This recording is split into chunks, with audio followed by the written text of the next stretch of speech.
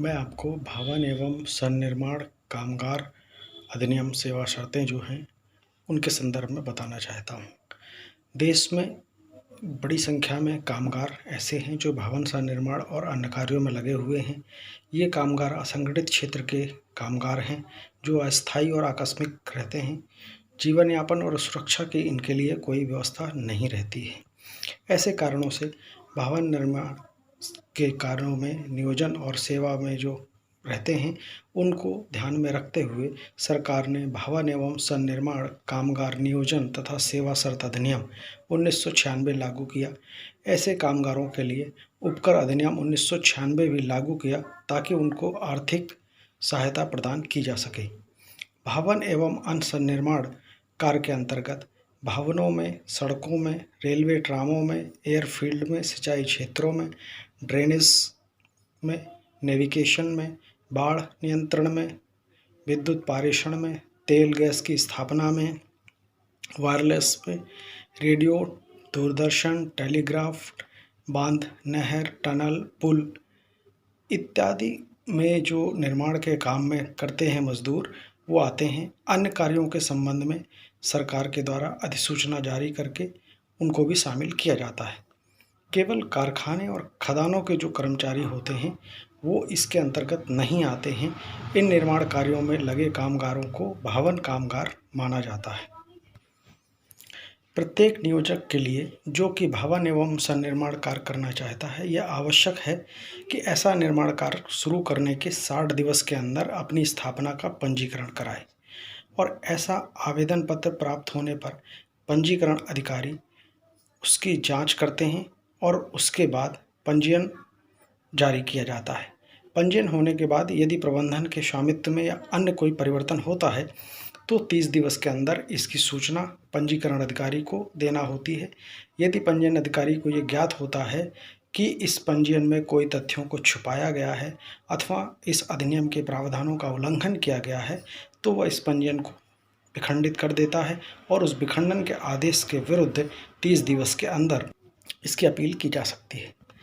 पंजीयन न कराने या विखंडित हो जाने पर भवन कामगारों को नियोजित नहीं किया जा सकता है। इस प्रकार प्रत्येक भवन कामगार जो रहते हैं उनकी उम्र 18 से 60 वर्ष के बीच में हो, जिनका पंजीयन हुआ हो और इस अधिनियम के अंतर्गत बोर्ड के द्वारा स्थापित कोष या लाभ प्राप्त करने के लिए हितधारियों उनको माना जाता है, जिसके लिए बोर्ड एक परिचय पत्र प्रदान करता है और प्रत्येक नियोजक ऐसे हितधारियों का एक रजिस्टर रखेगा जिसमें उनका संपूर्ण विवरण रहेगा। प्रत्येक कामगार जो है जिसका हितधारी के रूप में पंजीयन किया गया है उसे शासन द्वारा निर्धारित अंशदान देना होगा। तथापि यह पाए जाने पर कि यह अंशदान देने में आर्थिक रूप से असमर्थ है तो बोर्ड ऐसे अंशदान के भुगतान की छूट कर सकता है। पर यदि बिना छूट वाला कामगार 1 वर्ष तक अंशदान देने में विफल रहता है तो वह हितधारी नहीं रहेगा। यद्यपि बोर्ड यह पाए जाने पर कि ऐसा कामगार किसी आर्थिक कारणों से अंशदान को जमा नहीं कर पाया है तो पिछले बकाया सहित अगर वो जमा करना चाहता है तो उसकी भी अनुमति प्रदान की जा सकेगी। राज्य सरकारों ने अपने अपने राज्यों में कल्याणकारी बोर्डों का गठन किया हुआ है जो हितधारियों की दुर्घटना होने पर तत्काल उनको सहायता, उनको पेंशन, मकान बनाने के लिए ऋण, सामूहिक बीमा योजना, बच्चों की शिक्षा, चिकित्सा व्यय, मातृत्व लाभ और अन्य सहायता प्रदान करता है। इसके लिए वो स्थानीय प्राधिकारी को वार्षिक कोष प्रदान करता है और बोर्ड के द्वारा भवन कल्याण कामगार कोष का गठन किया गया है। इस कोष में केंद्र सरकार द्वारा प्रदान की जाने वाली सहायता राशि, हितधारियों के द्वारा दिए जाने वाला अंशदान और अन्य स्रोतों से प्राप्त जो राशियाँ होती हैं वो जमा रहती हैं।